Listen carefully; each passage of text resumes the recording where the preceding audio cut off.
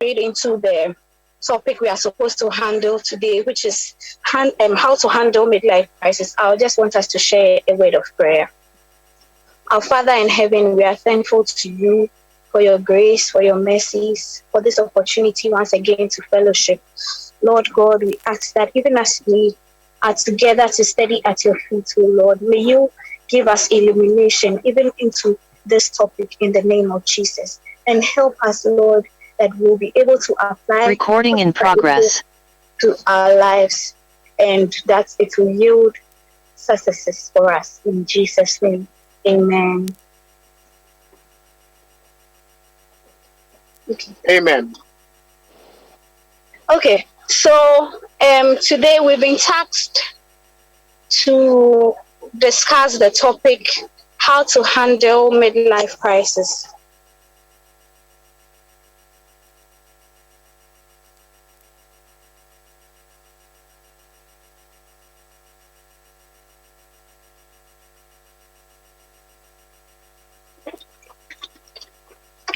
Okay, Fred, I think our speaker just left, but I'll try and reach out to her so that she can reconnect. All right, we are waiting.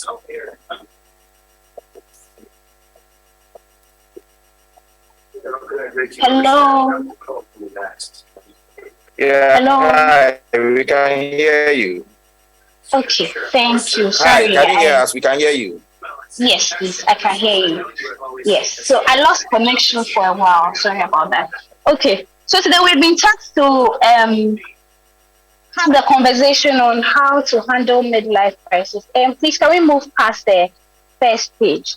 So typically, when we talk about midlife, okay, so this is the outline for the presentation today.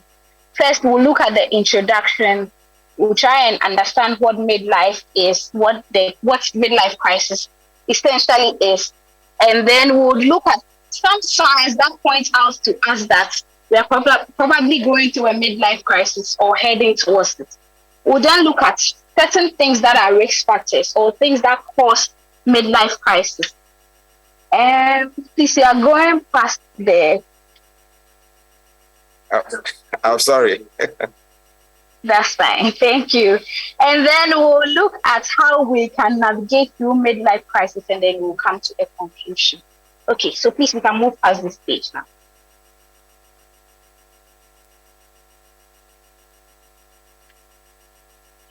Okay, understanding midlife crisis.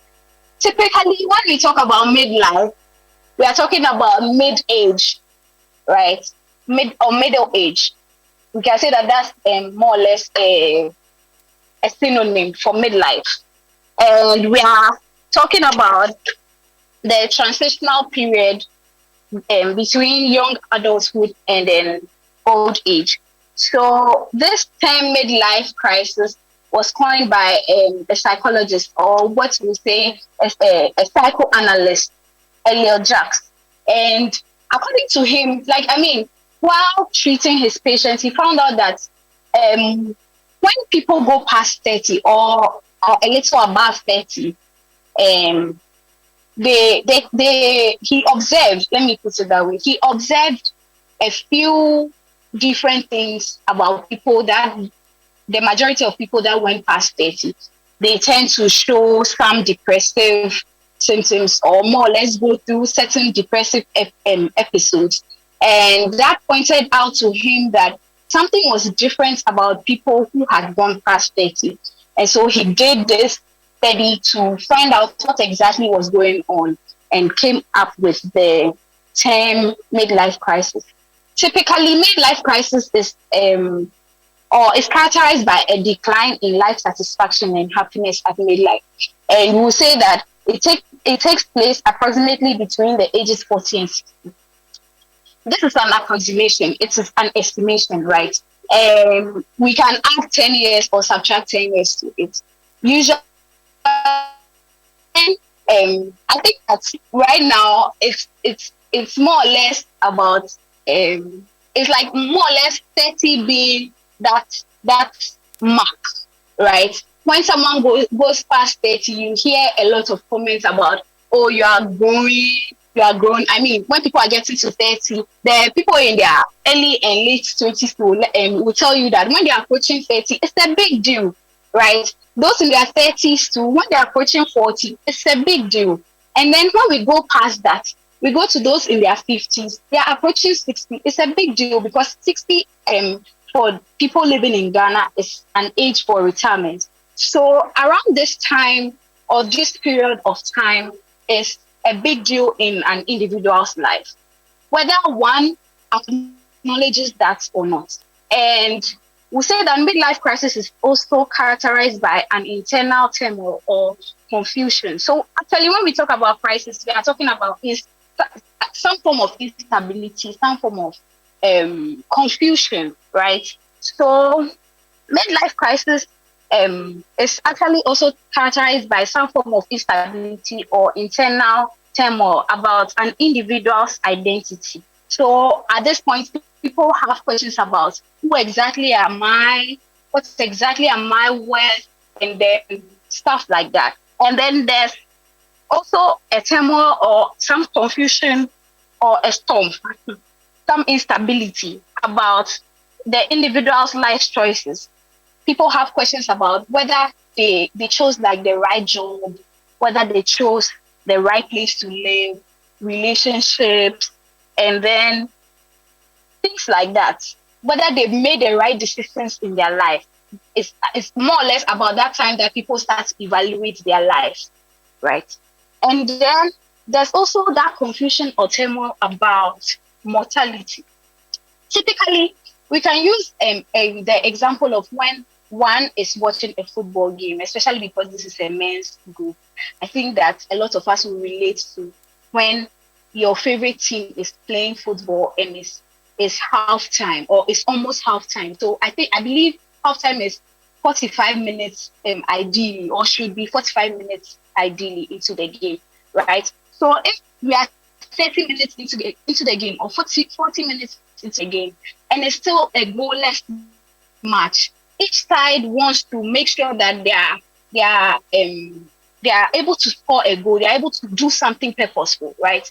And then even if maybe one side is winning, so maybe 1-0 kind of thing, while the winning side is trying to make sure that they don't the losing side doesn't equalize or something like that, the losing side is also making sure that they have to score a goal. And so you realize that that's a very critical point in that time of a football match, right? And we know that in life, I mean, none of us is eternal, at least not now, right? There's going to be there's coming a time that each of us will have to exit this stage of life.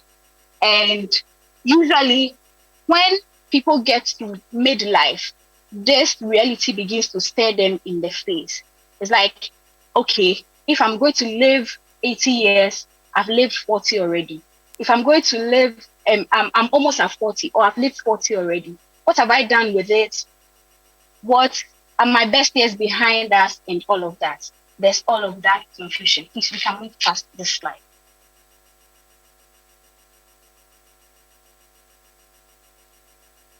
Okay, so now we want to look at a few signs that point out to us that we are probably in a midlife crisis. And let me also say that, or let me also add that midlife crisis is not a must, or it doesn't happen to everybody. It's not everybody that goes through a midlife crisis. In as much as it's common, there are the outliers. There are people that go through their midlife calmly. And then there are also people that go through midlife crisis, or will say that they have a midlife crisis even when they are not at midlife yet, right? And gender also plays this role. The way that women go through their midlife, or women go through midlife, is very different from how men go through midlife, and everybody's experience is varied, right? So, building upon that, I mean, seeing that everybody's experience is varied, we can also say that it's more or less safe to say that severity of midlife crisis also varies from person to person. Okay. The first sign that we'll look out for is a drop in life satisfaction. So usually when people get to this point in life, it's more or less an assessment of themselves, what they've achieved, goals that they had, expectations that they had. Have I been able to reach my goals? Many of us have goals for maybe the next 5 years, the next 10 years, the next 20. Some people even have like detailed, make detailed plans as much as to what their retirement should or must look like, right? And usually not all of these plans will go through, but usually at midlife, people tend to evaluate themselves. It's the point of assessment for a lot of people. And depending on how that assessment goes, it could lead to some dissatisfaction, right? And then usually at midlife too, you have people comparing their journey to others, to the journey of others. And in as much as this is not always healthy, sometimes it can help an individual to or motivate an individual to do more for themselves. Other times it is unhealthy in that it puts a lot of pressure on the individual, leading to a drop in their life satisfaction. So of late we have a lot of what do you call it, old school meetups and all of that. I think that recently, a week or two ago, Presec had their bonfire and their bonfire night, right? So people in that age group, that class, they meet and everybody is talking about what successes they've achieved and how far they've gone. And somebody's business is blown up, somebody's doing well, somebody has moved out of the country, and has come back only for this. People are driving big cars. It leads to, just finding yourself in such a social gathering causes or leads to you, whether you like it or not, evaluating or assessing yourself. And most times than not, there is that little ache to feel dissatisfied with life. The next thing that we'll talk about is the sign or the issue of deep sadness and regret. And truthfully, not all our choices, like I initially said, or not all our decisions are going to be the best, right? And not everything that we want to see, or not all the goals that we set for ourselves will see accomplishments in the exact time that we wanted it to. And most times than not, when one is in a midlife crisis, what we'll see is that there's constant regret about their life decisions. There's deep sadness. Why did I move? I was living probably in the Volta region. I decided to seek greener pasture in Accra. I moved from my parents' house, came to Accra, came to settle down. Things were going well. All of a sudden, things have started going downhill. Someone else is doing the same business in Volta region, and the person has been able to set up different outputs, or the person has different branches across the country. What if I had just stayed home? You see, all of those questions come up, leading to some depth of sadness and then regret. There's also when people ruminate over missed opportunities. So I had this interview, I didn't attend, and a colleague of mine did, and the person went through. I know that, probably if I had won, I would have done better than this person, picked and been picked for that role. And because of that, I couldn't. And this person has done or is doing well than I'm doing right now. All of those missed opportunities, right? And then there's also certain difficult feelings about past decisions that we feel or more or less are limiting our future.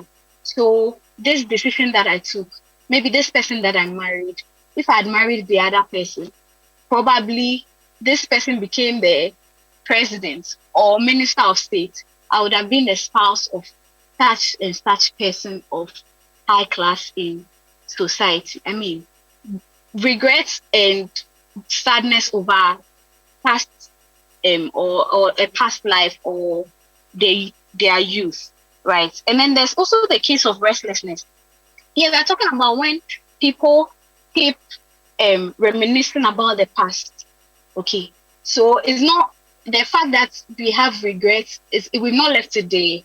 We are also thinking or reminiscing about the past. We keep playing it over and over in our head. I mean, when you see a colleague who is doing better than you, and you think that probably is the choices that you made, okay, that can come in, like, cross your mind once or twice. But once you begin to dwell on it, it changes your perspective about life, it changes your perception about life and how to live it moving forward, right? And that sentimental longing for a period in the past is not exactly what you want. Okay. And then the next point I will talk about is nostalgia. Right. I think that I can fix the nostalgia and the restlessness. Sometimes the restlessness can lead to people daydreaming, actually. So the nostalgia is about the same thing, reminiscing about the past, that sentimental longing.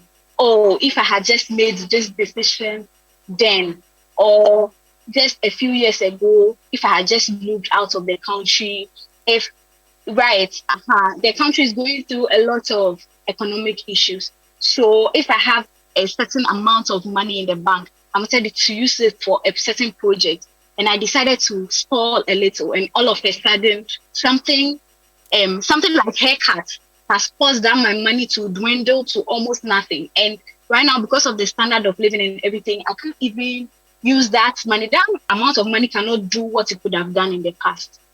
Reminiscing about past things, like, it's gone. Yes, it's difficult, but how can we move past it? And then there's also the sudden urge to change ambition. So you realize that usually around this age, especially with the men, people are in more or less a hurry, or that it can. Okay, so let me put it this way. Let me take it step by step. People are in the haste. This can lead to, like, more or less impulsive behavior, right? That's sudden edge. There's that sudden edge to change something around you. Okay, so you can be sleeping, all of a sudden you've woken up. I want the way my room looks. That's sudden edge. And if you feed it that impulsive behavior before you realize you are going to a shop, you are buying new furniture and all of that. You see, it's at that point that somebody is like, oh, and all of these signs can either be good or bad, right? Somebody wants to buy a car. In as much as they don't have the means, they feel that at this point in time, I should have had a car. That sudden edge to, like, have something, move out of their job because, like, they are not comfortable. That sudden edge, right? And then frustration and irritability. Every little thing can set you on fire. Like, you just be angry because there are a lot of things that you are brooding over, a lot of negative things. You feel that time is catching up with you. Hey, just now, it's 2023. Even the COVID, we didn't recover from this economic crisis and everything. We've not recovered from all of this. And life just keeps happening. Can we have a pause button? Anything someone says can get you angered. Anything someone does would irritate you. Then there's also the issue of withdrawal. So for some people, this life coming at them, right? And the fact that they feel that they're losing time, instead of them to more or less rather open up to people, they rather choose to withdraw. They would rather keep to themselves than come out and then have social, or come out in a social setting. Okay, we can quickly move to the causes. the causes of midlife crisis. The first point I have there is the physical changes. And we are talking about the body, we are talking about the mind. At this point in time in life, we are talking about middle age, right? And we are saying that we are talking about the ages between 40 to 60, give or take maybe 35 to 65, 70. That's fine. Yes. Typical examples that you see with around this people around this age is that probably you wake up in the morning, you realize that you are graying. For some people, they don't even realize when they gained weight. All of a sudden, I was a fit young man, and just like that, life has caught up with me. I have a pot belly. The way I used to be disgusted about people who have pot belly, but I don't know. All of a sudden, this is me. I'm going to the gym. I'm doing all I have to do. It still isn't working out for me. There's also the issue of forgetfulness. Around this time, there are too many responsibilities, number one. Number two, like everything is happening. Life seems to be happening fast. And then it feels like my time is almost up. All of that, inside of that, and your brain or your brain seems to be giving up on you as well. It's kind of frustrating, right? And the next one that we'll talk about is changing family dynamics. Here, the first thing that we'll talk about is, oh yes, I forgot to mention that, and usually for people who get diagnosed with chronic illnesses, it's around this stage. So I know that maybe hypertension and diabetes, second type diabetes runs in my family. It's usually around this stage that this illness, people are diagnosed with it. And yes, maybe one time I'm sick or I'm not feeling too well, I go to the hospital and they tell me that, oh, this is it. It's hypertension. Oh, what I was dreading has come to pass. It can lead to a crisis, right? Changing family dynamics. The first thing we have here, or we'll talk about here, is the emptiness syndrome. This is when parents have their kids leaving home. So maybe around your early or late 20s, you got married, you have children. Now all your life is more or less about your children, or all the decisions that you make is about them. Before too long, they are 16, they are 12, they are 15. They have to leave and go to the boarding house. And then now your life seems more or less empty. It can push some people into a place that they don't want to. For those who have actually grown up kids hitting 18, your child wants to leave their country. Oh, maybe daddy or mommy, I think I'm done with the SHS, and I think that the best thing for me is to get a scholarship and go out of the country. I mean, that's quite devastating, because when did you come? Like, just all of a sudden, you think that you are old enough to be independent. It comes quite as a shocker to most people. Then the issue of how people have to take up the caretaker role for their parents. So parents are like obviously in old age. If you are in middle age, even if your mom or dad had you at 20 and they are still alive, if they are 40 and they had you at 20, obviously they are 60 or 60 and above, right? And we know that as people age, they tend to have a lot of health issues, right? And so you have to take up, or individuals have to take up that role of taking care of their parents. And this doesn't come alone. We are taking care of your parents, you're taking care of children, you're trying to figure your life out, your job is stressing you. Like, I mean, all of these stresses come together to cause a crisis, or push people into a crisis. And then sometimes too, there's the issue of a loss of a parent. They are just there, nothing was wrong, or it was just your mom or dad is in the best state of health. All of a sudden, they say the person's born. Even if the person was sick and the person dies, it's a big deal. that grief can push someone into a state of crisis.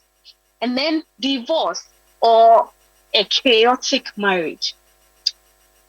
The married people will tell us that, oh, it's not always all sweet and all of that. But you see, when people are getting to this middle age, if they've not been able to help themselves, or like they've not been able to learn their compatibility, it can come up as a stress, the whole middle age thing, because the man is going through some sort of changes. The woman is also going through her own phase of middle life, and if or midlife, right? And if they don't come to an understanding, it can, mess up their marriage, right? And marriage has its issues. Once people are not able to resolve their conflicts, they are not able to communicate when they are hurt or when they have certain emotions, it, becomes a burden, or it becomes burdensome, right? So, and could lead to a divorce. And all of these could push an individual to a crisis. I'll quickly talk about career changes. If we're talking about career plateauing, I think I'll just put all of it together. Career plateauing, job switching, role switching. Career plateauing, we are talking about when an individual at their point or their workplace feels that there's no progress. Like you are putting in all the effort, but they are not promoting you. You felt that at this point in your life you should have reached a managerial role, but you are not at that stage yet. You are doing everything that you can still, right? That can push an individual into a crisis. And then job switching. Sometimes it's for even a better job. Let me put job switching and role switching together. Okay. Sometimes an individual can get an opportunity to advance to a better job or a better role. So say I'm a head of department, and then now they're making me a manager in my workplace. That is a better role that I'm being given in the same company, right? But that better role, in as much as it's coming with better remuneration and all of those, it's also coming with lots of other responsibilities. And usually, navigating through a new space is not an easy task, right? And in as much as this is more or less good, it could affect the individual and then push people into crisis.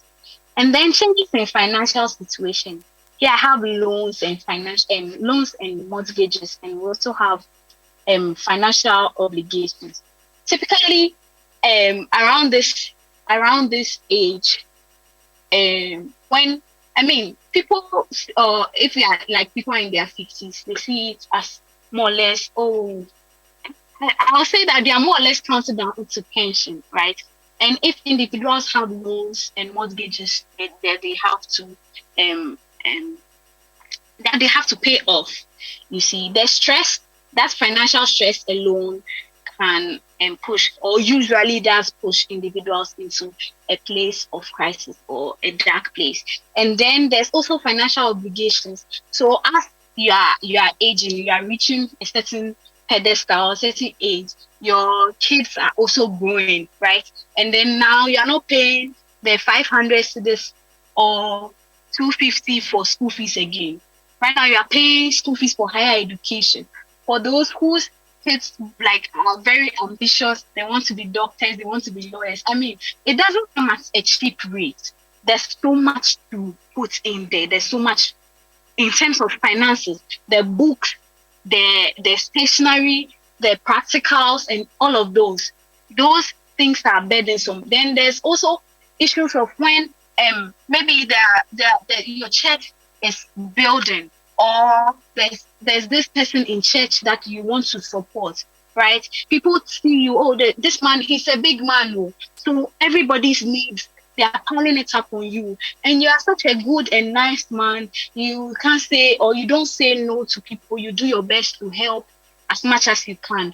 But then what people don't see is that you also have your other responsibilities to attend to, and all of these adding up pushes or can push people into a place of crisis.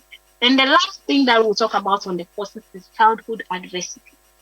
Here, pardon me to mention that whether, I mean, everybody's childhood plays a very significant role in their in their perspective of life once they become adults.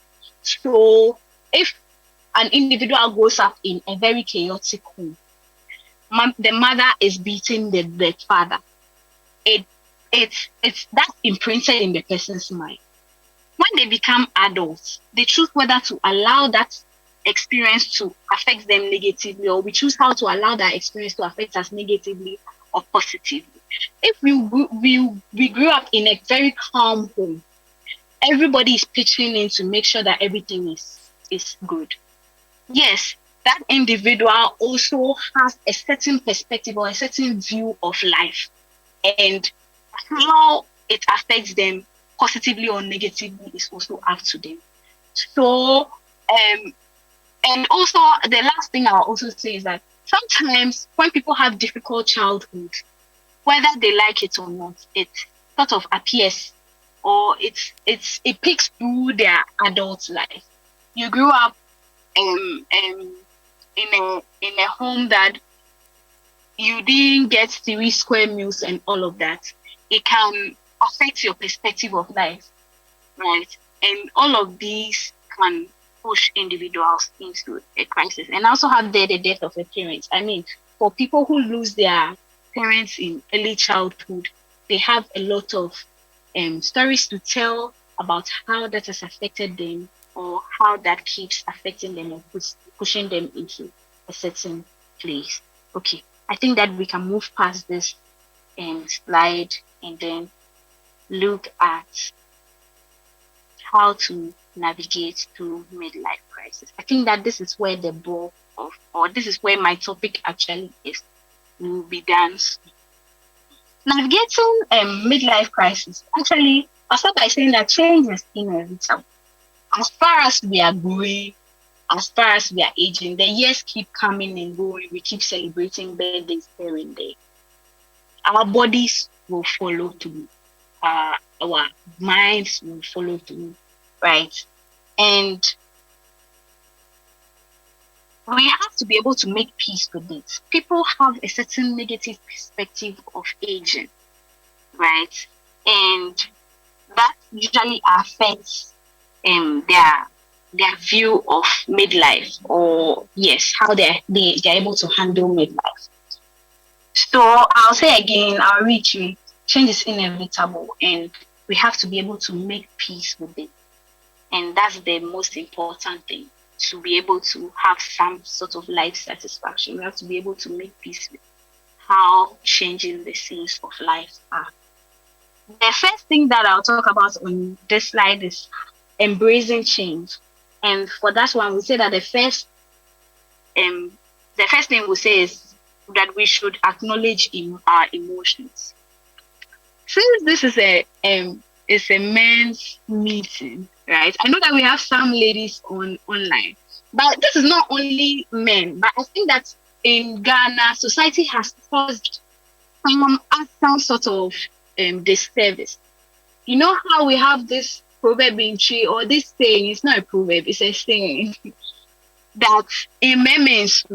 And so usually when people have or men have certain emotions like grief, they are unable to let it out, because of course that's going to play down on their masculinity. That's going to show others their weakness. That's going to make them vulnerable to the people around them, right? But in embracing change, we are saying that we should be able to acknowledge our emotions. If I'm approaching 40 and it's carrying the life out of me, and I keep it to myself, it's just going to enlarge that fear, right? It's just going to magnify that fear in my mind. And everything I keep seeing will play to that fear or that feeling that I have in my mind, right? But once I'm able to let it out to someone, or I'm able to acknowledge that, and this thing, this 40 that I'm approaching is scary, right?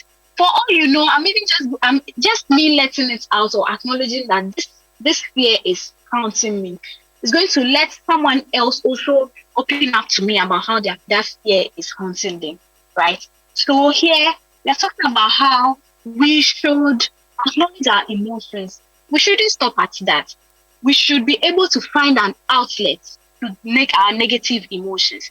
You see how when something is funny and you are sitting by somebody who you know relates to this thing, you want to tell somebody, like you just want to nudge the person and say, have you seen this joke? I mean, right now it's WhatsApp. So when you see a joke, you are quickly forwarding it to somebody that you know that will relate. That's the same way it's supposed to be, especially for us in the church. That when there's like feelings of fear or feelings of grief or some negative emotions, we should be able to find someone to nudge and say that this is going on with me, right? Find an outlet. And then we are saying that we should be able to identify and accept circumstances that are beyond our control. There are some things that we can't do anything about. I mean, if next year comes, I will have to celebrate my birthday, or if I don't want to celebrate it, I've still turned that year. No matter how I am, like I don't want to admit that I've turned this year. I have, whether I hide it or not. Like, if my bones still tell that I've turned that year. So there are some things that are way beyond our control. We should leave those ones and focus on what is in our control. I'll quickly go on to how we should maintain a sense of purpose. Okay. Here we are talking about how sometimes people lose interest in the things that they used to enjoy because the issues of life are swallowing them up, right? So if I have kids and then they've decided, for people who have like the emptiness syndrome, right? Then my kids have moved on or they have moved out. All of a sudden, I have so much time on my hands, I don't know what to do. Find something to do. Because if you are just there and not doing anything, it feels like, oh, my best years are behind me. When I had kids to take care of, when I had a baby to when I had a child to hold their hand and take to school, that's when I felt like I amounted to something. Right now, I'm on pension, and my children too are not there. I don't even have grandkids yet, and it's taking a toll on your mental health and on yourself or your life satisfaction. Channel the energy into something else. Where we have that we should engage in old interest. Find something that you used to enjoy. Spark up that joy or that spark up that interest again. Explore new hobbies. There are certain things that you've never tried before, right? And you would want to try because right now you have all of the time and energy on or money on your hands, and you'd want to explore certain new things, right? And then there's also that we should embrace community activities. Here we are talking about how you can volunteer if it is church, because it's a church meeting. If it is church, if it is in your community, gather the kids, talk to them, like do something that you like to do, but do it for somebody. You understand? If it is math that you are good at, you're probably an accountant. Tell the accounting students in your church, give them a 1 hour tutorial or something. Like make life purposeful or repurpose your life. And then talk about prioritizing self-care.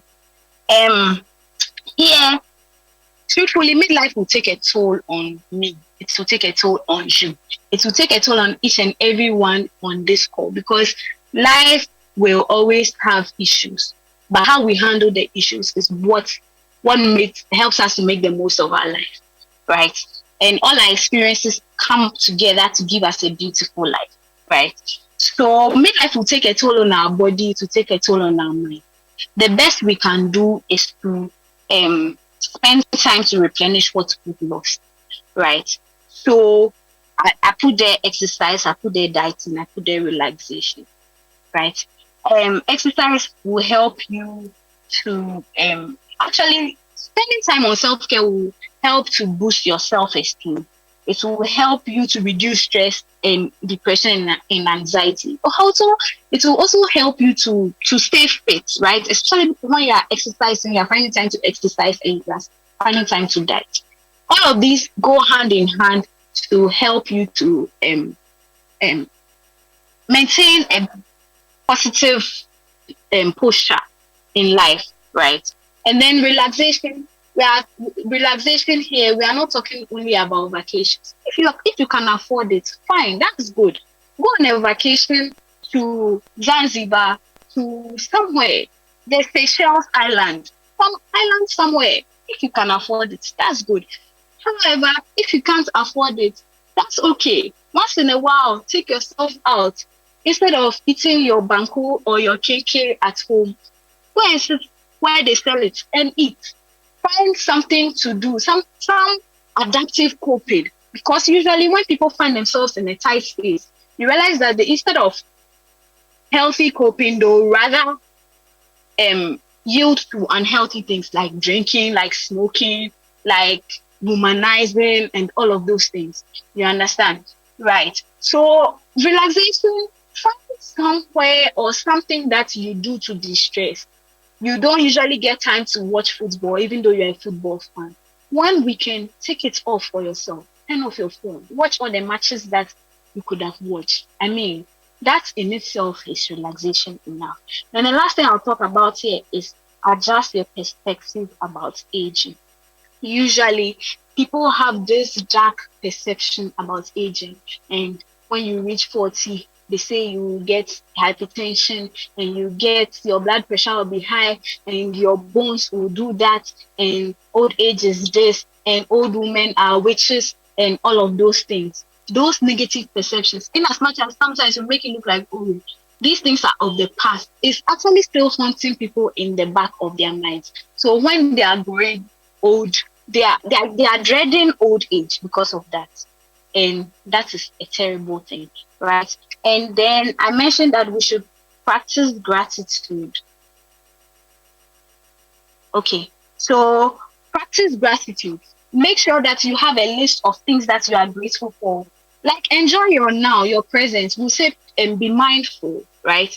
In psychology, we talk about mindfulness. Be mindful about your present state. Find or look out for the things that you feel grateful for.